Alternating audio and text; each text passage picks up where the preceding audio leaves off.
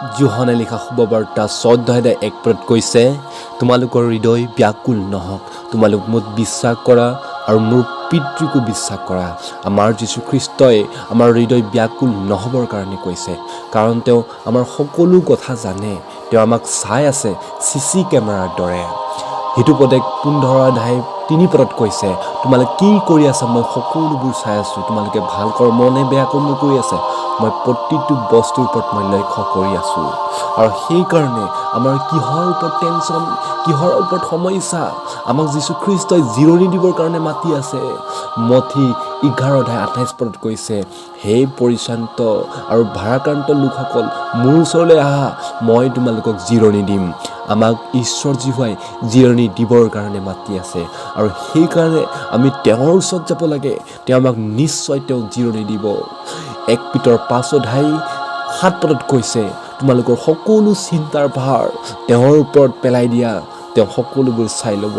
নিশ্চয় আমাৰ সকলোবোৰ টেনশ্যন ভাৰ, সকলোবোৰ সমস্যাবোৰ তেওঁক আমি সোধাই দিব লাগে।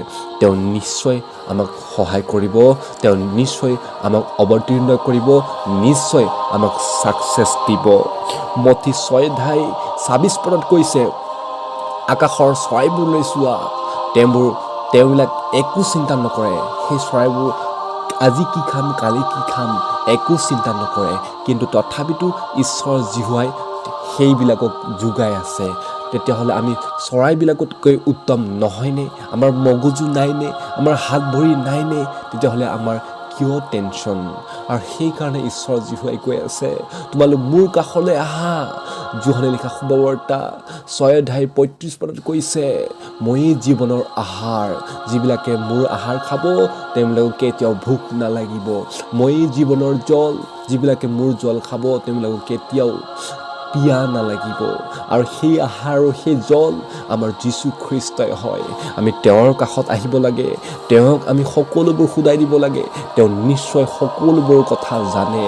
আৰু সেইকাৰণে যোহানে লিখা শুভবাৰ্তা 15:10 কৈছে, ময়েই প্ৰকৃত খেতিয়ক আৰু তোমালোক ডাল, তোমালোক যদি ভাল ফল দিয়া তেতিয়াহ'লে মই তাত পানী ঢালি দিম যাতে তোমালোক ভালদৰে ফল দিয়া, কিন্তু যিবিলাকে ভালদৰে ফল দিব নোৱাৰিব তেওঁবিলাকক মই কাটি শেষ কৰি জুইত পেলাই দিম বুলি কৈছে। যোহানে লিখা শুভবাৰ্তা 15:5 কৈছে, ময়েই প্ৰকৃত দাইখলাটা, তোমালোক ডাল, যিজন মোত থাকে আৰু মই যিজনত থাকোঁ সেইজন বহু ফলৱান হয়। আমি বহু ফলৱান হ'ম তেওঁৰ লগত থাকিলে, তেওঁ আমাক নিশ্চয় জগাব। কাৰণ আমি যদি ভাল ফল দিওঁ, নিশ্চয় আমাক তেওঁ কি কৰিব, বহুত আগত লৈ যাব। আৰু সেই ভাল ফলবিলাক কি? গালাটীয়া 5:22 লিখা আছে, সেই ভাল ফলবিলাক কি? প্ৰেম, আনন্দ, শান্তি, চিৰ সহিষ্ণুতা, মৰম, মংগল ভাৱ, বিশ্বাস, মৃদু ভাৱ, ইন্দ্ৰিয় দমন, এইবিলাক হৈছে আত্মাৰ ফল। আৰু এইবিলাক যদি ফল আমাৰ লগত থাকে তেতিয়াহ'লে আমি নিশ্চয় ছাকচেছ হ'ম, আমি অৱতীৰ্ণ হ'ম, আমাৰ লগত সদায় সফলতা থাকিব।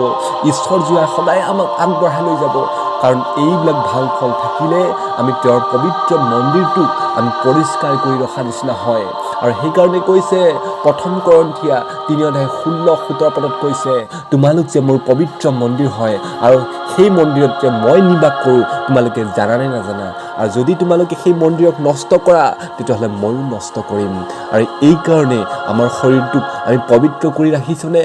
যদি পবিত্ৰ কৰি ৰাখিছোঁ আৰু ভাল ফলবিলাক যদি ৰাখিছোঁ তেতিয়াহ'লে আমি নিশ্চয় সফলতা পাম, নিশ্চয় ছাকচেছ পাম। আৰু সেইকাৰণে ইফিছিয়া 5:15 কৈছে, এতেকে কিদৰে চলা তালৈ সাৱধানে চাবা, অজ্ঞানীৰ দৰে নহয় কিন্তু জ্ঞানীৰ দৰে চলিব কৈছে। নিশ্চয় আমাক জ্ঞানীৰ দৰে চলিবলৈ দিছে। যদি সফলতা লাগে তেতিয়াহ'লে আমি জ্ঞানীৰ দৰে চলিব লাগিব। আৰু সেইকাৰণে জাকোব লিখা পত্ৰ 4:8 কৈছে, তোমালোক তেওঁৰ কাষলৈ চাপি আহা, তেতিয়া তেওঁ ঈশ্বৰ জীহুৱাও তোমালোকৰ কাষলৈ চাপি আহিব। Come close to God and he will come close to you. আমাৰ সকলোবোৰ পাপ তেওঁক সোধাই দিয়া, তেতিয়া তেওঁ আমাক ক্ষমা দিব কৈছে। নিশ্চয় আমি তেওঁৰ কাষত আহিব লাগে, তেওঁ আমাক ৰাস্তা দেখাব, কাৰণ তেওঁৱেই ৰাস্তা, তেওঁৱেই বাট, সত্য আৰু জীৱন। যোহানে লিখা 14:6 কৈছে, ময়েই বাট, সত্য আৰু জীৱন, গতিকে তেওঁৱেই ৰাস্তা, গতিকে আমি তেওঁৰ পথত চলিব লাগে। তেওঁৰ পথত চলিলে আমি নিশ্চয় সফলতা পাম। আৰু সেইকাৰণে যিচয়া 54 অধ্যায় 10 পদত কৈছে, আকাশ আৰু পৃথিৱী লুপ্ত হৈ যাব, কিন্তু মোৰ বাক্য লুপ্ত নহ'ব। আৰু মই তোমালোকৰ যি মৰম স্নেহ ৰাখিছোঁ, সেই মৰম স্নেহ কেতিয়াও নাতৰিব। তোমালোকক মই সদায় প্ৰেম কৰি যাম, তোমালোকক মই সদায় দয়া কৰি যাম। আৰু সেইকাৰণে জিৰিমিয়া 29 অধ্যায় 11 পদত কৈছে, মই তোমালোকৰ ভৱিষ্যত এক উজ্জ্বল ভৱিষ্যতহে মই চিন্তা কৰি ৰাখিছোঁ। তোমালোকৰ মই ধ্বংসৰ কাৰণে মই চিন্তা কৰা নাই, তোমালোকৰ মই বিপদৰ কাৰণে চিন্তা কৰা নাই, তোমালোকৰ উজ্জ্বল ভৱিষ্যতহে মই চিন্তা কৰি ৰাখিছোঁ। আৰু সেইকাৰণে আমি ঈশ্বৰক সকলোবোৰ শুনাই দিব লাগে। আশা কৰোঁ প্ৰত্যেককে ঈশ্বৰ যিভাৱে আশীৰ্বাদ কৰক, আৰু আপোনালোকেও ঈশ্বৰৰ ওচৰলৈ চাপি আহক আৰু আপোনাৰ সকলোবোৰ পাপ তেওঁক শুনাই দিয়ক, সকলোবোৰ সমস্যাবোৰ তেওঁক জনাওক।